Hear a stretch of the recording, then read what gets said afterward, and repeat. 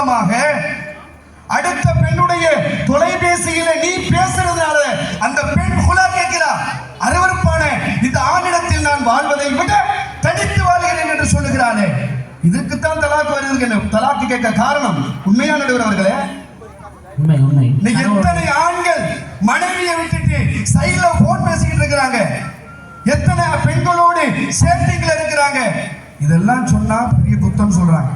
இதனாலதான் எங்க பெண்மணிகள் மன வெறுத்து போய் இதுக்கப்புறமா இவன்ட்ட வாழ்றதுக்கு நம்ம தனியா வாழ்ந்துட்டு போயிடலாம் அப்படிங்கிறது ஒதுங்கிறதுனாலதான் இன்னைக்கு தலாக். அப்ப தலாக்குகள் அதிகரிப்பதற்கு காரணம் ஆண்கள் என்பதை அடித்து நாங்கள் சொல்லுவோம். வரதட்சணையின் மூலமாக நீங்க தலாக்க பெறுகிறீங்க, நீங்கள் பெண்களை அடிமைப்படுத்தி குலாவாங்க வைக்கிறீங்க. வேலைக்காரியை விட மோசமாக இன்றைக்கு பெண்கள் நடத்தப்படுகிறார்களா இல்லையா? நீங்க எத்தனையோ செய்திகளை பார்க்கிறோம். ஒரு பெண்மணி, ஒரு பெண், நல்லா கவனிங்க, ஒரு நீங்க வாட்ஸ்அப்ல பேஸ்புக்ல பார்த்திருப்பீங்க, பெத்த பிள்ளை மௌத்தா போச்சு, தூக்கு போட்டு மருந்து குடிச்சு இறந்துருச்சு. காரணம் என்ன தெரியுமா? வரதட்சணை கொடுமையினால். ஆண் சமூகம் வரதட்சணை கொடுமையினால் ஒரு பெண் தூக்கிலிட்டு தற்கொலை செய்யக்கூடிய அளவுக்கு கொண்டு போய் தள்ளீங்களே, இது எதனால? நீங்க செஞ்ச அநியாயத்தினால தானே. வரதட்சணை வாங்காம கல்யாணம் பண்ணிக்க தயாரா? ஆண்கள் தயாரா? சொல்லுங்க பார்க்கலாம். சொல்லுங்க. ரெண்டு பேரும் தெளிவா கேட்கிறாங்க, ஸ்ட்ராங்கா. அப்ப இன்னைக்கெல்லாம் அல்ஹம்துலில்லாஹ், அல்லாஹ் உங்களுக்கு பரக்கத் செய்யட்டும்.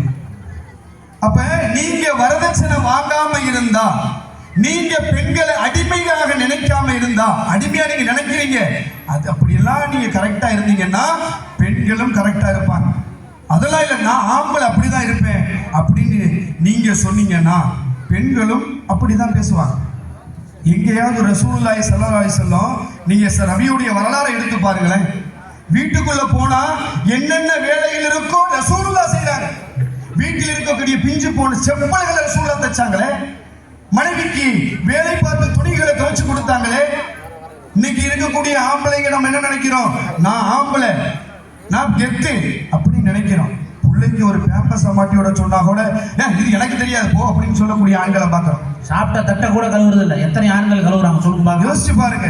அப்ப ஆண்களாகிய நீங்கள் அதிகாரத்தை காட்டுறீங்க. இங்க ஆம் அவர் சொன்னாரு, எதிரனுடைய தலைவர் நினைக்கிறேன், எதிரனுடைய தலைவரா இல்லை, அவர் உமர் மாலிக் சொன்னார், அர்ரிஜாலு கவ்வாமூன அலன் நிசா, அல்லாஹ் சொல்றான் அப்படின்னு சொல்லி.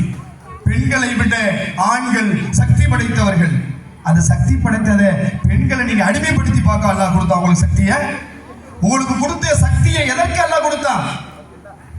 பெண்களுக்கு நீங்க சம்பாதிச்சு கொடுத்து அன்போடு பண்போடு பாசத்தோடு இறையச்சமுள்ள பெண்ணாக ஆக்க வேண்டும் என்கின்ற அடிப்படையில் அல்லாஹ் உங்களுக்கு சக்தியை கொடுத்திருக்கிறான்.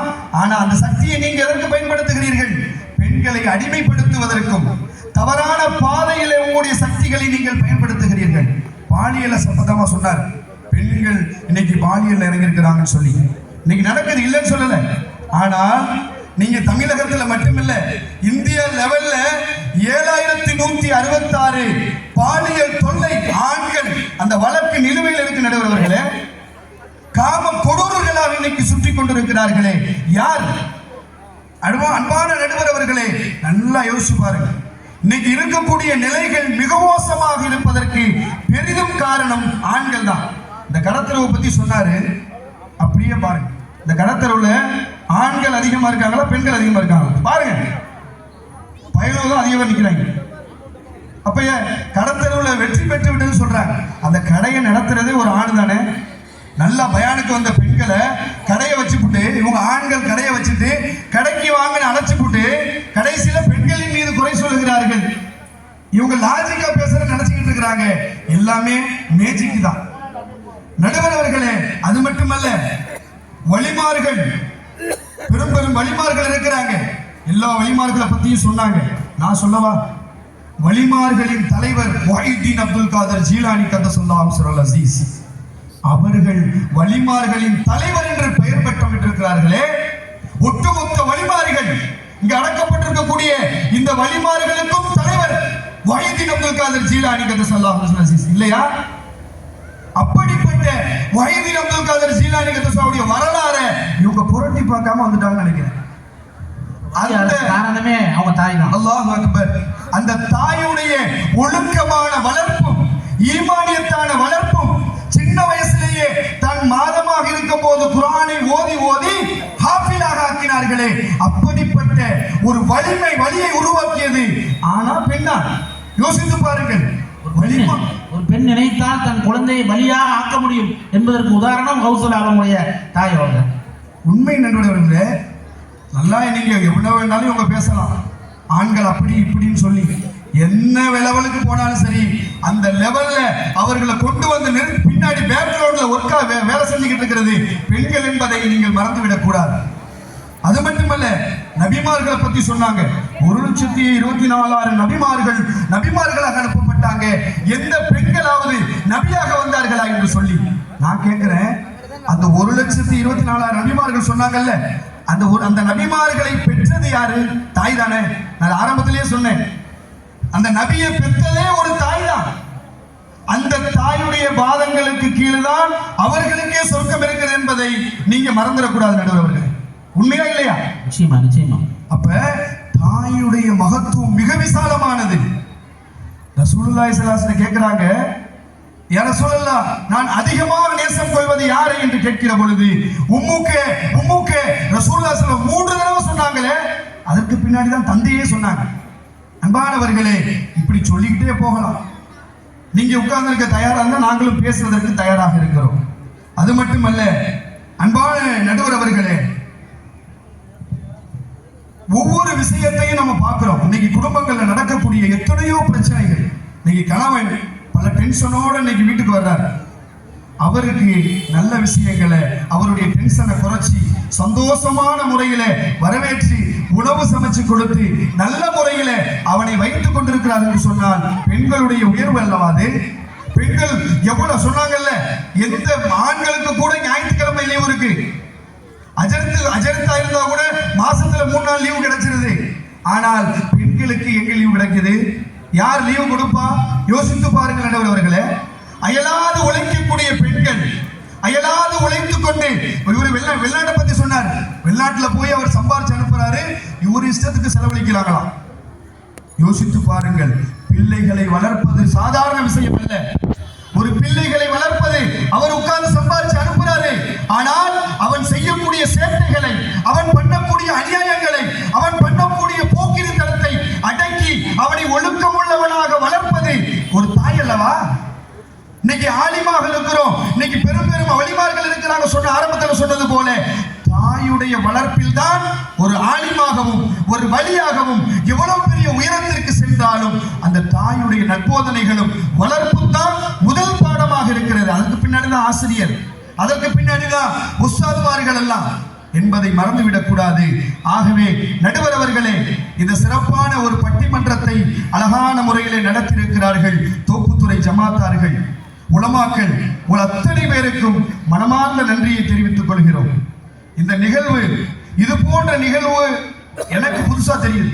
ஏன்னா நிறைய இடங்கள்ல தர்காவுடைய உருசுன்னு சொன்னா வேடிக்கைகளும் கூத்துகளும் ஆட்டங்களும் தான் நடந்து கொண்டிருக்கிறது. அல்லாஹ் பரக்கத் செய்ய வேண்டும் இந்த மக்களுக்கு. நிச்சயமாக இது உலமாக்களுடைய வழிமுறை வழிகாட்டுதல் என்பதை நான் மறக்க முடியாது. இப்படிப்பட்ட ஒரு நிகழ்வு ஆச்சரியம்.